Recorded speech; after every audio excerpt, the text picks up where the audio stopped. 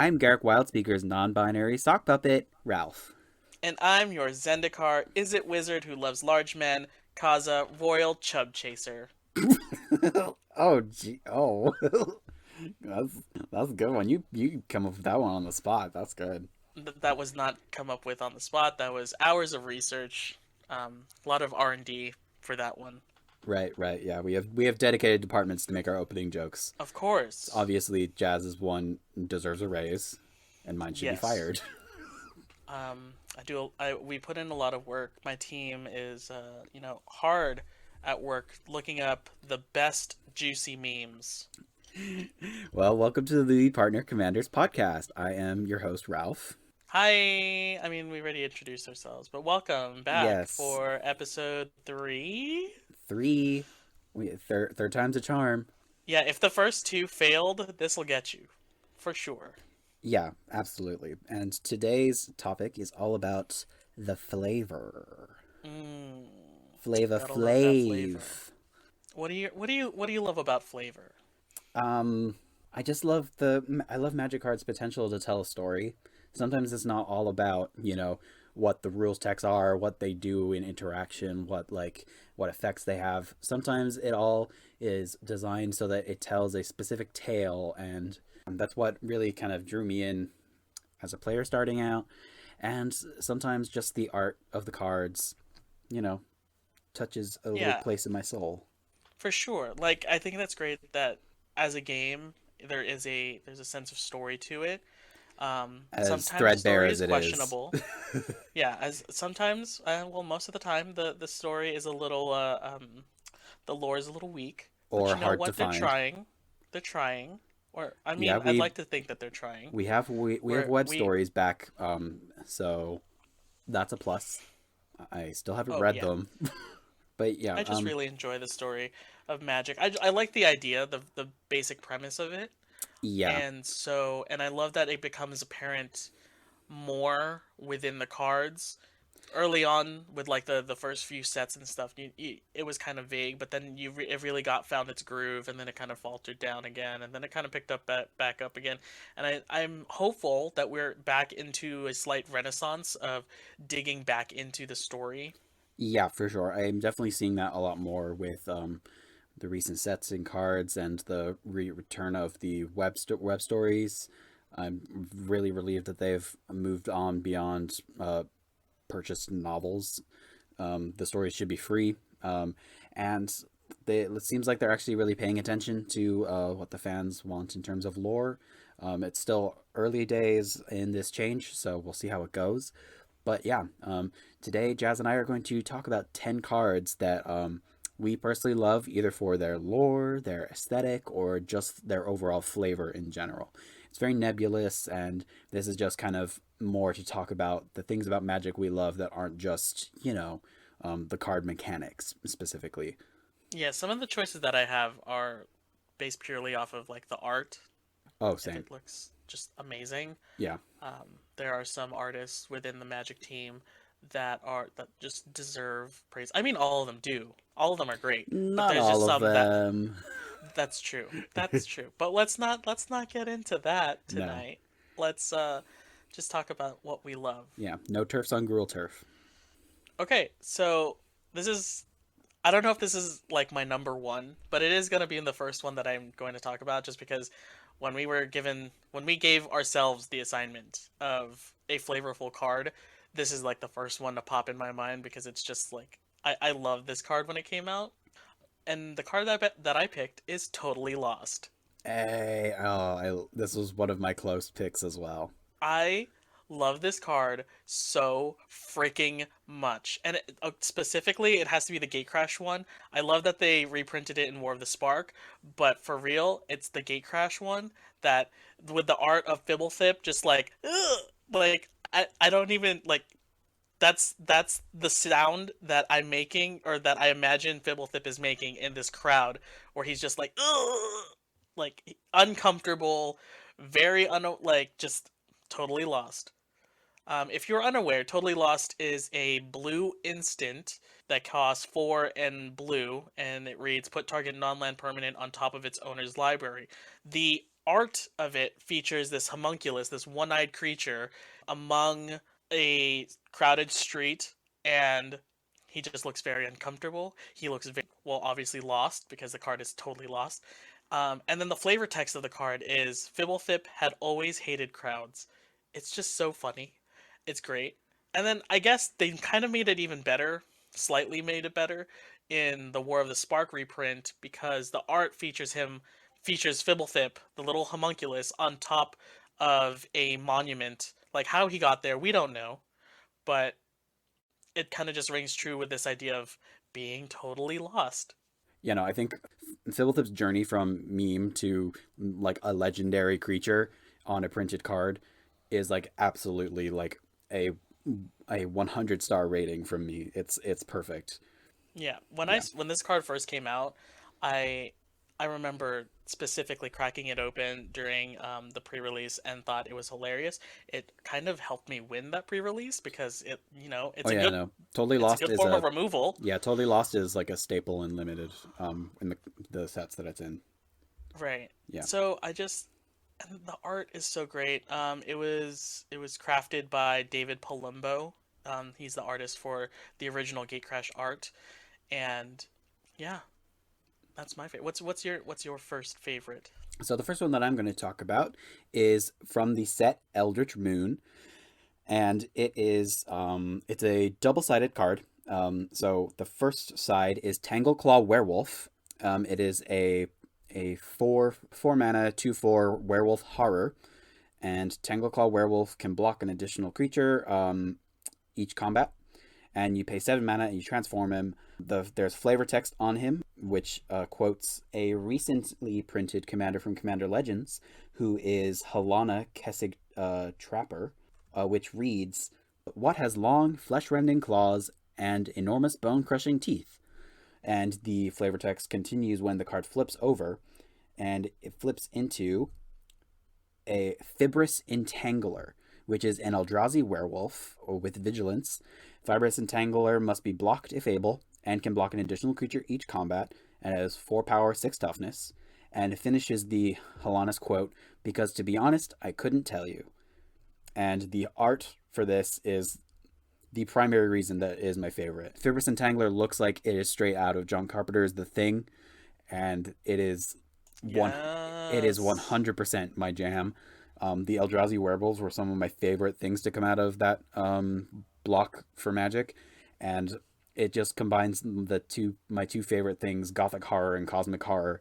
So, um, yeah, this is not the I really I really enjoy that flavor text. That's hilarious. yeah, exactly. And it's really cool that it ties into some characters from recent sets, and the werewolf leaping onto a stranger in the middle of a township, like tentacles bursting out of its head and its arms splitting off into extra limbs. Is that a mood for you? Because it's a mood for me. It's a mood for me for sure. That's my ideal man, It's if only, right? If only. if only. But yeah, this is not the only transform card on my list, and also not the only card from Eldritch Moon. But we'll get to those later. Jazz. So for my next card, I probably should have just done like a back to back because my second favorite card is Fibblethip the Lost, who came out in War of the Spark. He is a 1 and a blue legendary creature homunculus. He reads when Fibblethip the Lost enters the battlefield, draw a card. If it entered from your library or was cast from your library, draw 2 cards instead. When Fibblethip becomes the target of a spell, shuffle Fibblethip into its owner's library. And he's so cute. Okay, so he's on my list just because, well, first because of Totally Lost, and it just makes Hmm. sense to follow up with his actual card, which, like Ralph said, started as this kind of funny meme and then kind of became his own thing. The art is done by one of my favorite artists, is Jesper Ising, Daddy. and Daddy Jesper Ising, if you're listening, hello. Hi, we love Um, you.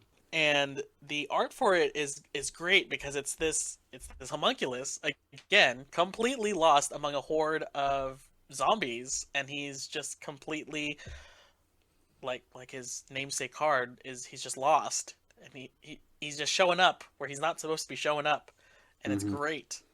It would be even better if Fibblethip then became a planeswalker. Oh my god, because then he would just be planeswalking everywhere and be completely lost for the rest of his life, Yeah, which is like both sad and sounds like it sucks for hilarious. them, but it'd be very entertaining for us. Yeah, for sure. Yeah. Wait, can homunculus be planeswalkers? Can they get a spark?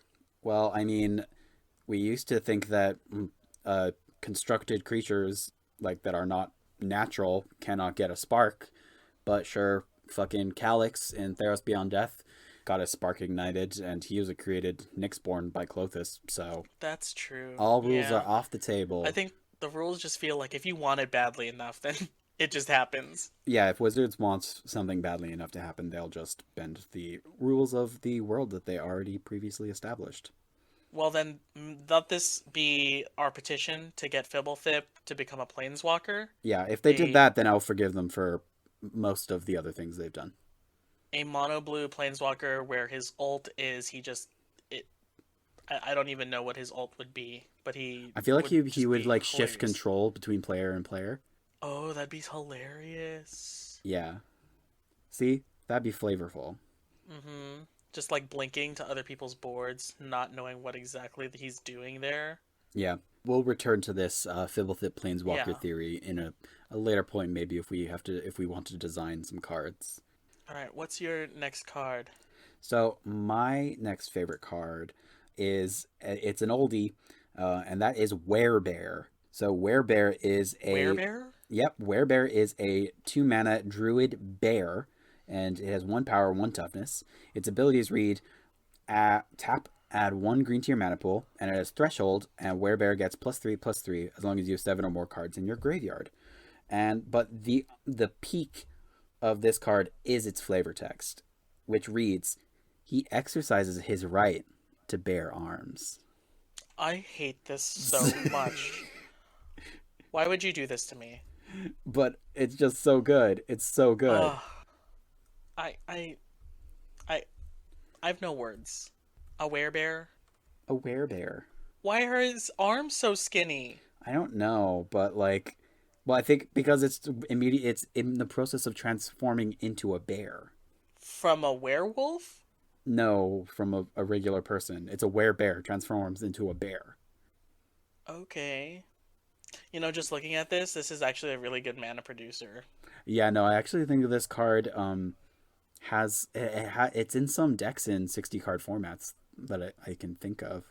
None that come to mind, but it does seem like it would be pretty good. I might put it in like a cube or something. But yeah, that's my werebear.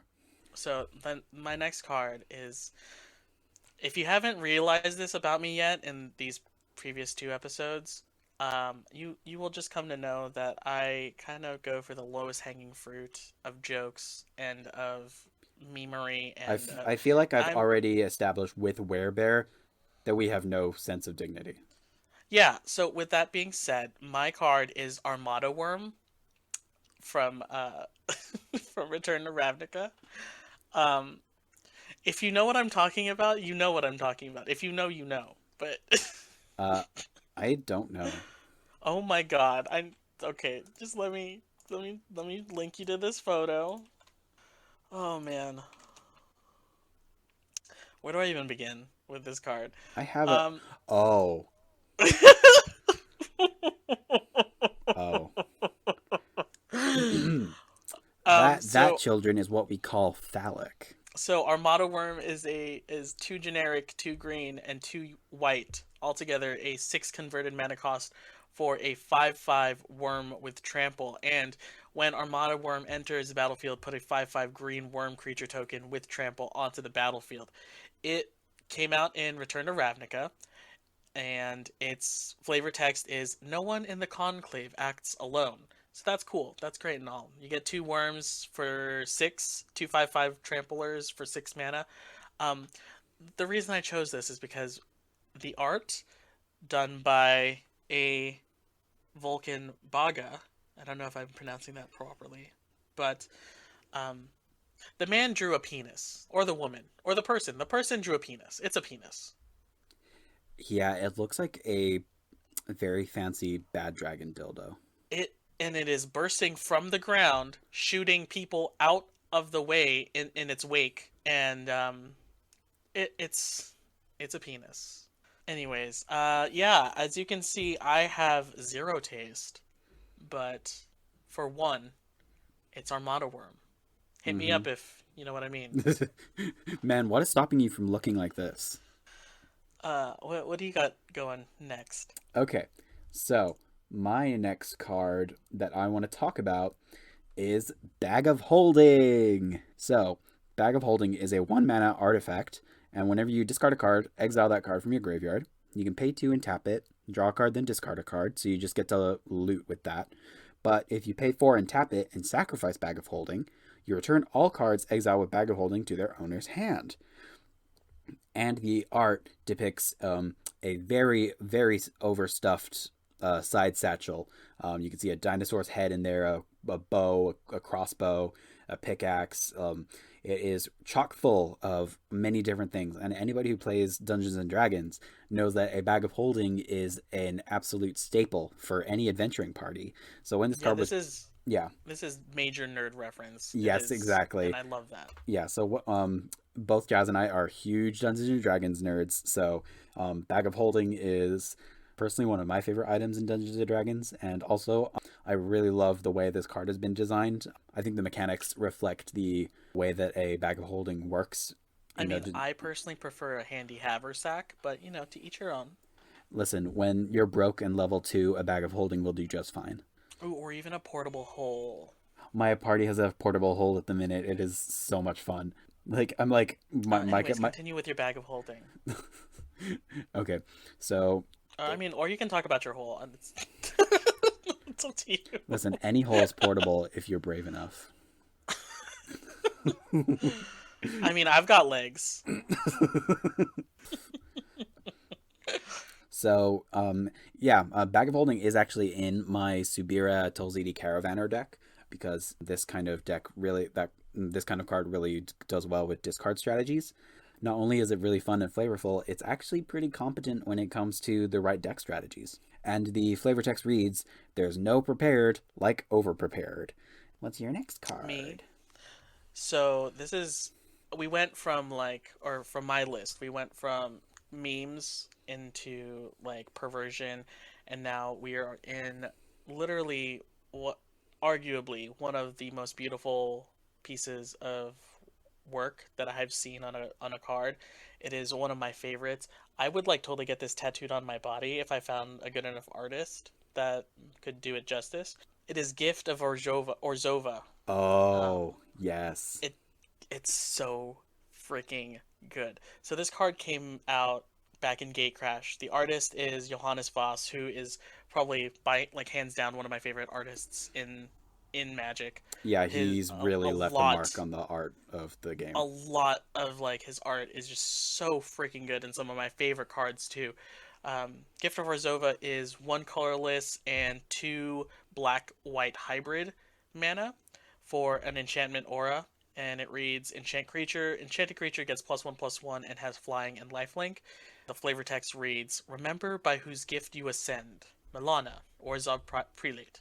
And the art is this person, it's a top down view of this person looking down upon the city of Ravnica, the plain of Ravnica, and they have wings on their back that are like stained glass in purples and blues, in silvers, in yellow, and they're like glowing wings. It's absolutely gorgeous, absolutely beautiful.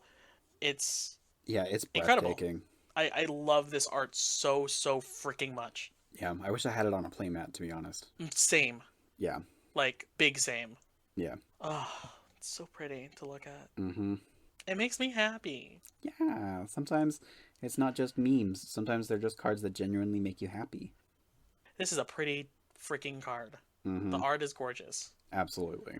So, my next card is another oldie, and this is actually pretty infamous for its very comedic nature, and it is Reparations. It is an enchantment for a white, and a blue, and whenever target opponent successfully casts a spell that targets you or a creature you control, you may draw a card.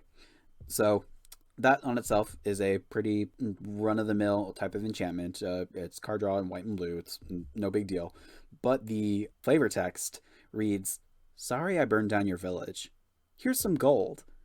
And it's the art depicts a couple whose house behind them is burning is on fire, and a rather solemn looking man with one hand is pointing towards a large crate of coins. The couple's faces just look the most disgusted I've ever seen.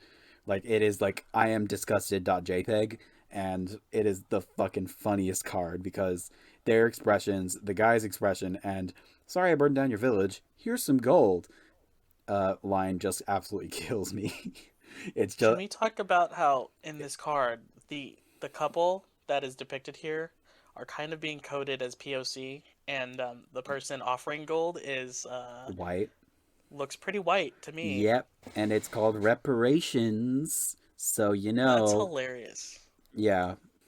So babe, tell me about your next card.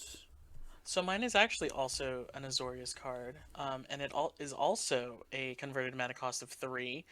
It's Soul Herder. Oh, yes. Yeah. Yes, yes, Soul yes. Hoarder is a one generic white blue for a 1/1 spirit. Whenever a creature is exiled from the battlefield, put a +1/+1 counter on Soul Herder. At the beginning of your end step, you may exile another target creature you control, then return that card to the battlefield under its owner's control.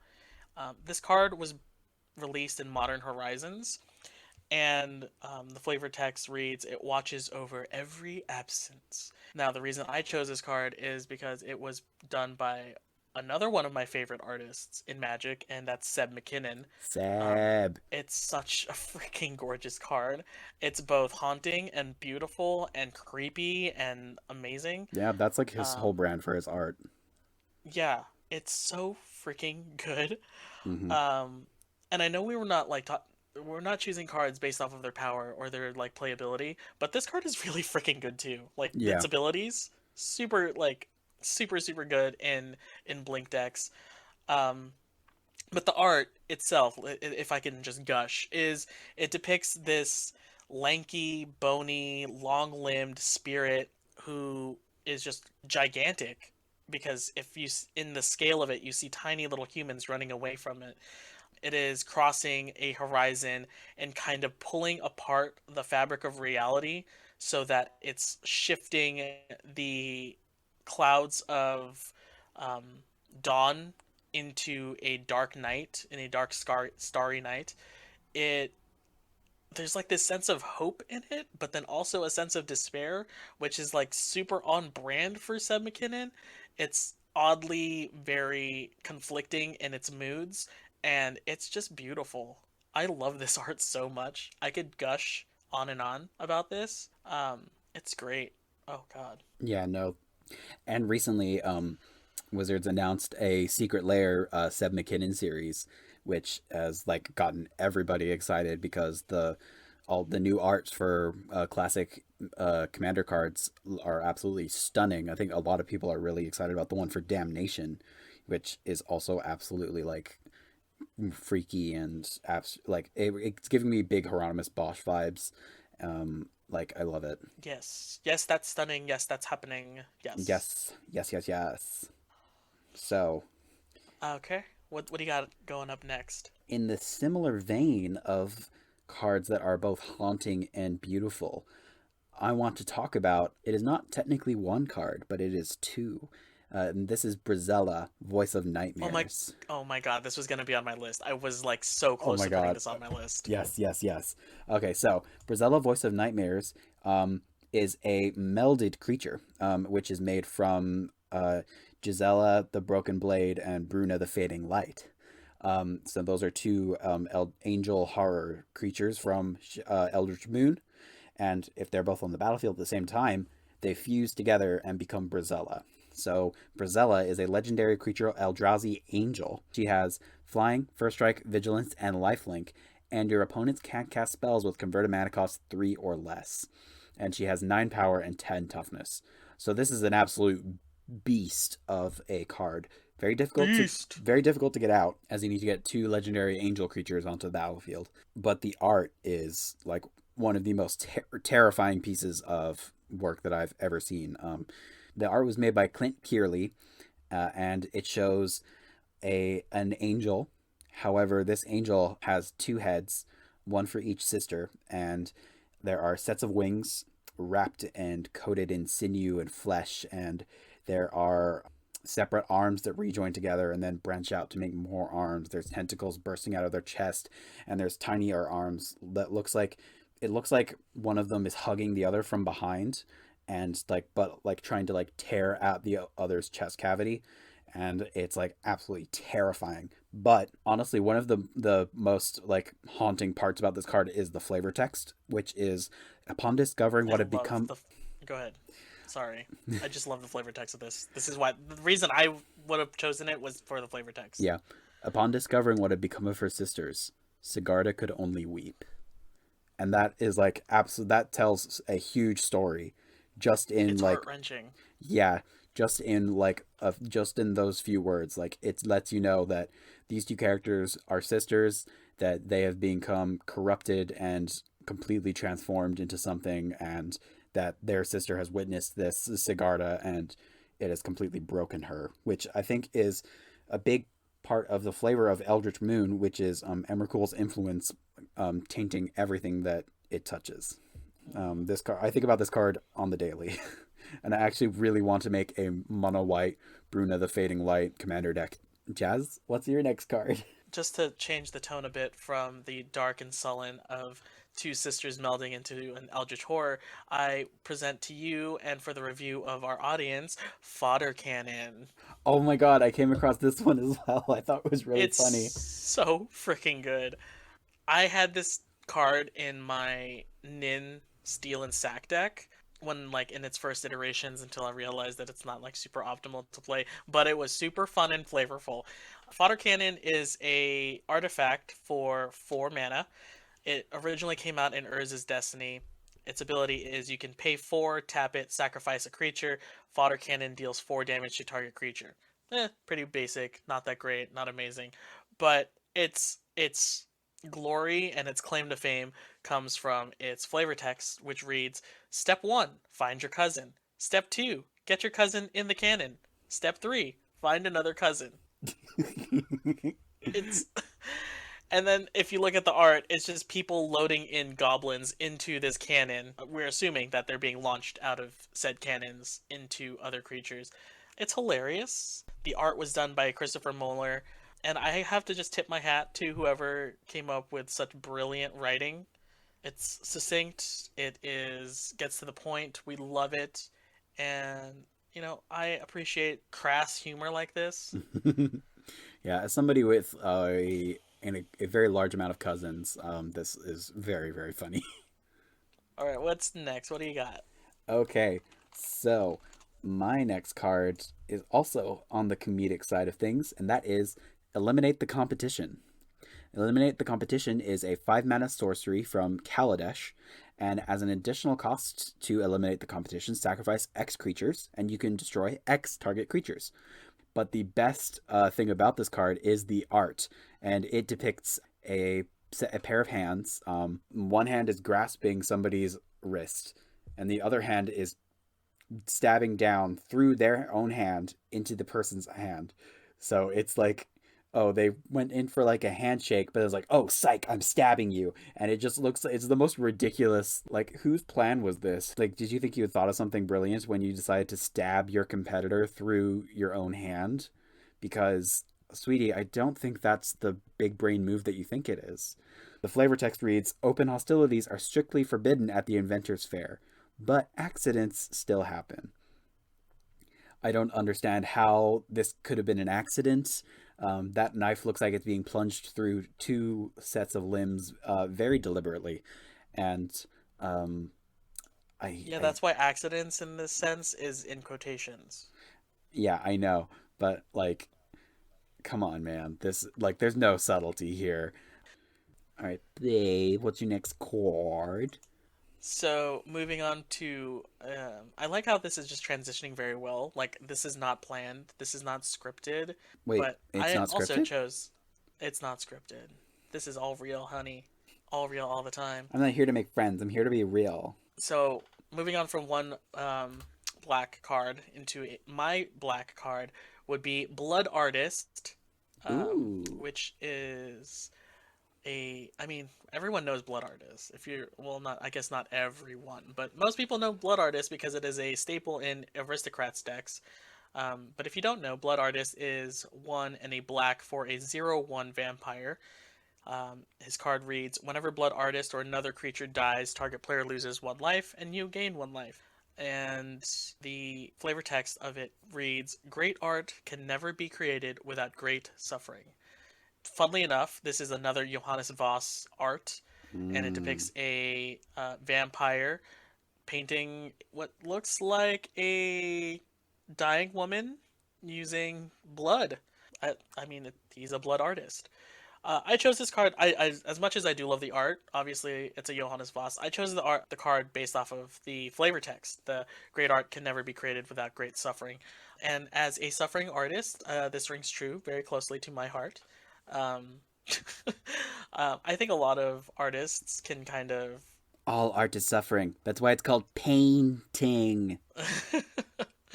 I think a lot of artists can relate to the feeling. I mean, Yeah, completely. okay, not all, obviously not all, but I feel like a good amount. If you haven't suffered, you're Um, not an artist, sweetie. right. Not us gatekeeping being an artist, And suffering. I feel like we're allowed to right? gatekeep suffering. Yeah, I don't think everyone should suffer. That'd be great if people didn't suffer. But if you are suffering, make some art out of it, right? Monetize it. Monetize it, Hanny. Get that coin. Great art can never be created without great suffering. Yes, God. Um, Art. okay, so what's your next up on your list? So my next card, it had to be done. It's ad nauseum. Wait, So what? it's ad nauseum Why? because the fucking art, You dude. know, go. Yeah, go ahead. Go ahead. So ad nauseum is an instant for 3 and 2 black, and you reveal the top card of your library and put that card into your hand. You lose life equal to its converted mana cost. You may repeat this process ad nauseum any number of times.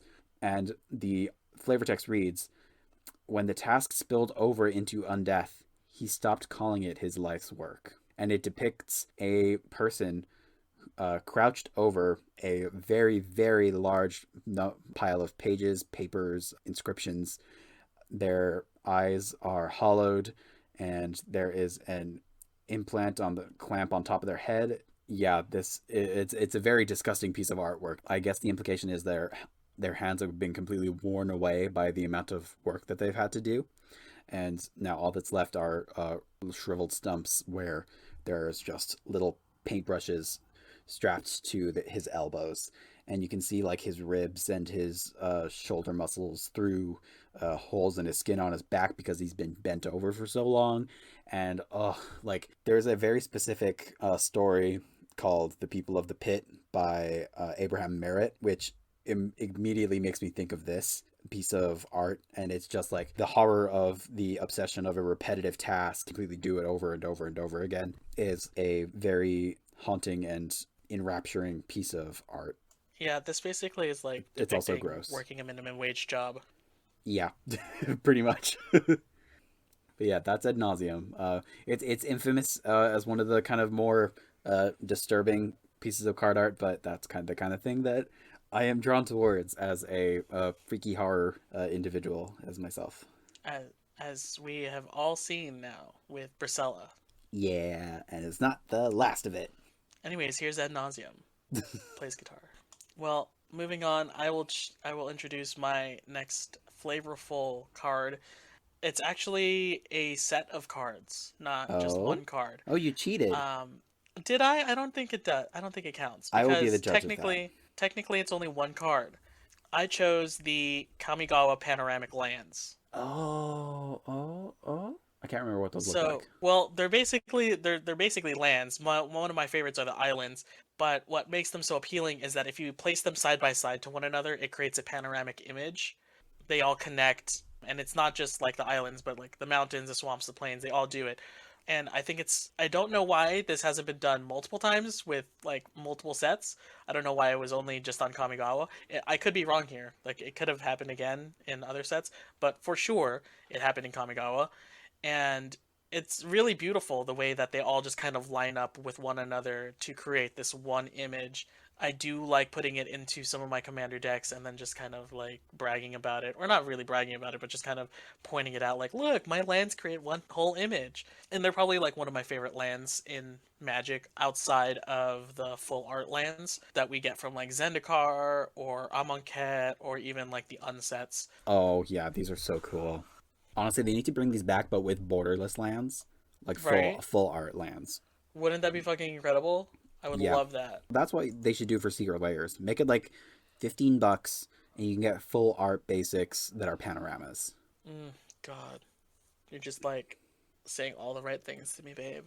So, what do you have next on your flavor flaves? So my next flavorful card is Hans Eriksson. Oh, oh. Oh yeah, yeah. First you go oh, and then you go oh. So Hans Eriksson is a human well, scout. well, you only go aw if you like know the lore. But Well, yeah, yeah, go but for it. yeah. So Hans Eriksson is a legendary creature human scout. He costs two, a red and a green, and he's got one power and four toughness.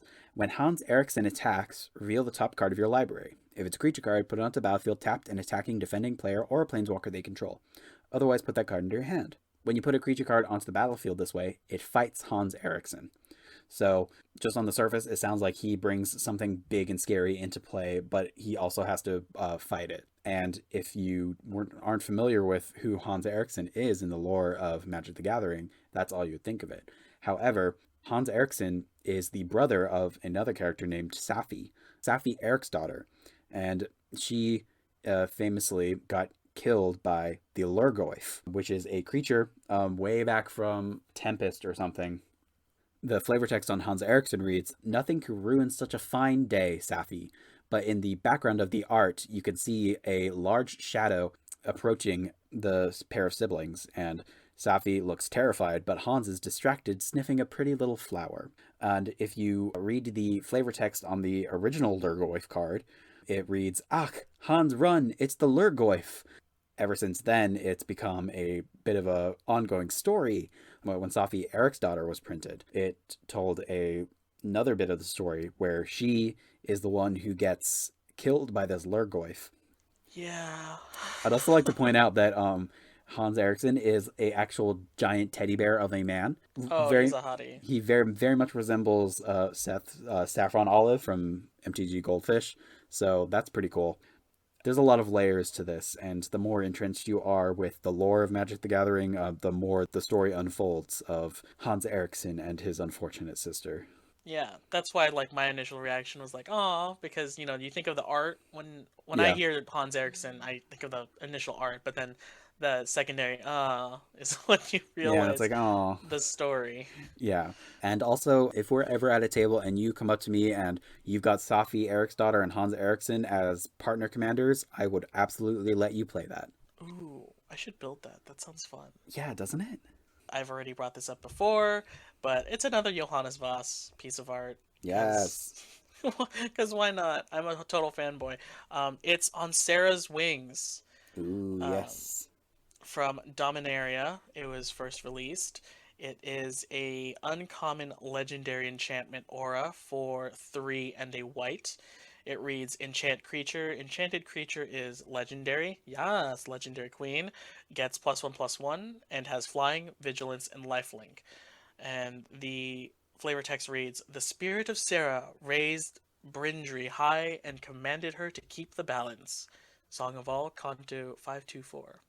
The art, like Gift of Orzova, is basically a person with multicolored wings that looks like stained glass.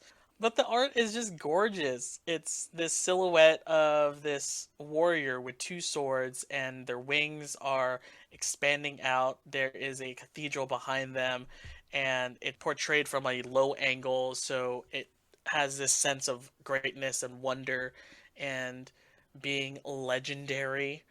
Um, Mm-hmm. it just looks incredible. Legs and dairy. Legs and dairy. Ioannis did this again, Mr. Voss. You are amazing. Okay, so my next card, it's a Snowland, but Snowland, snow problem. Snowland's no problem, but it is from Cold Snap. Mouth of Ranam is a Snowland, and you can tap to add 1 mana to your mana pool, so that would be a generic snow mana. And you can pay 4 and 1 snow mana to sacrifice Mouth of Ranam, and it deals 4 damage to target creature.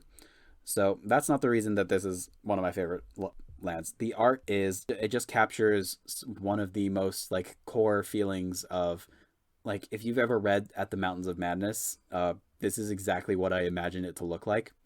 It's this vast snowy landscape. 3 tiny diminutive figures can be seen in the distance as they approach a icicle dripping overhang from a very, very large cliff.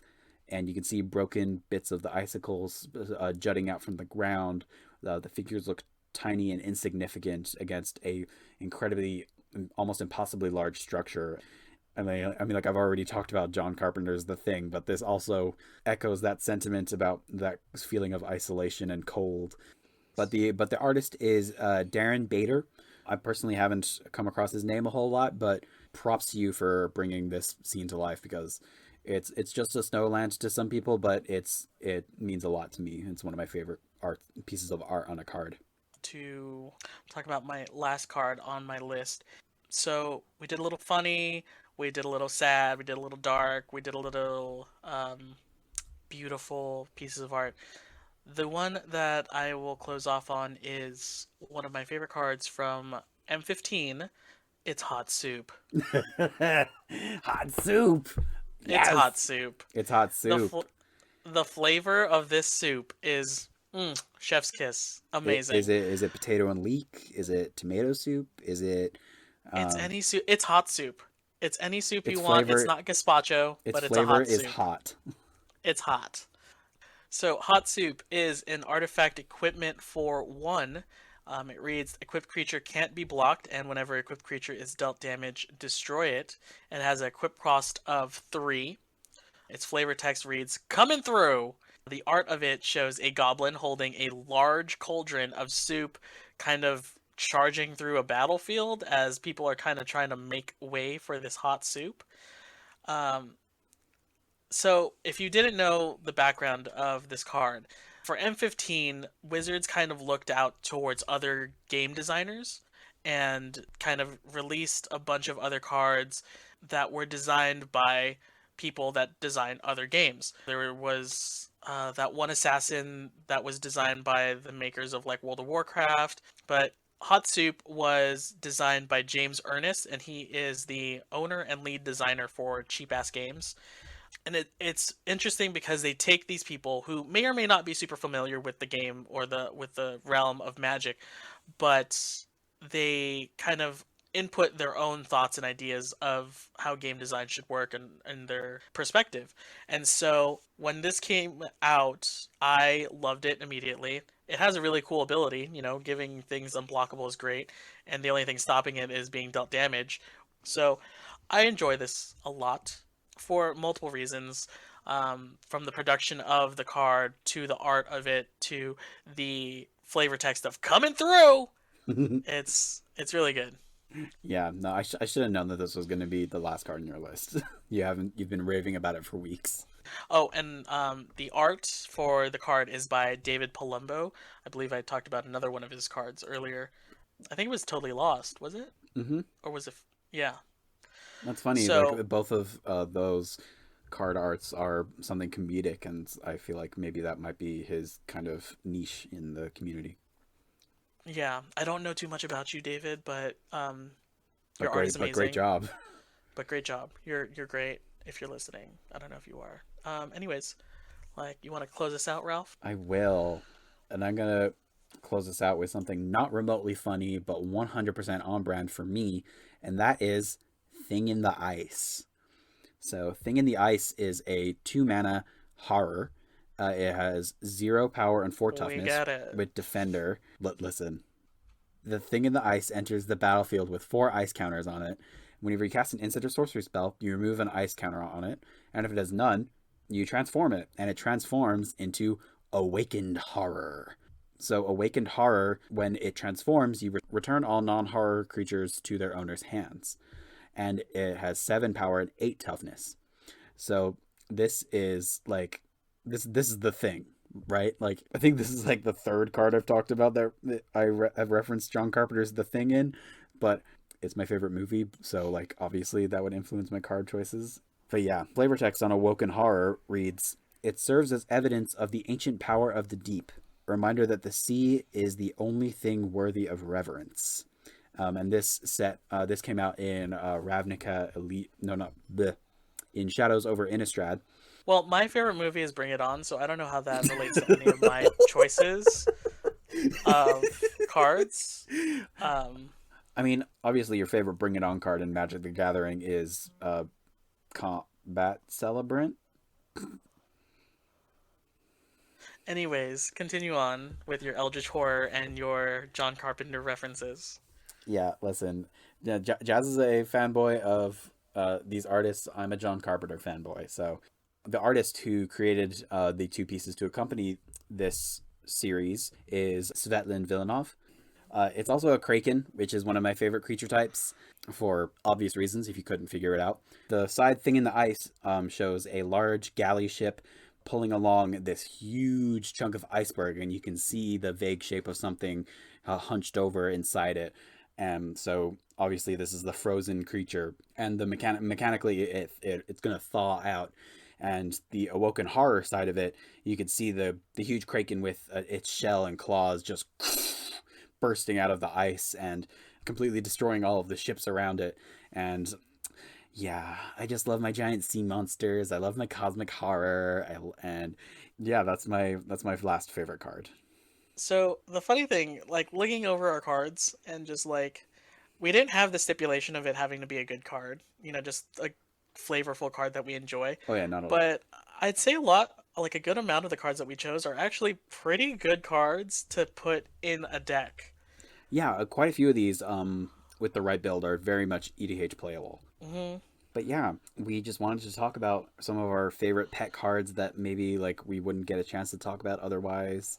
So this is episode one of a two-part series where we talk about the aesthetics of Magic. This one covering obviously the aesthetics of the actual cards and the art and the um, story behind them, the lore, and the flavor text.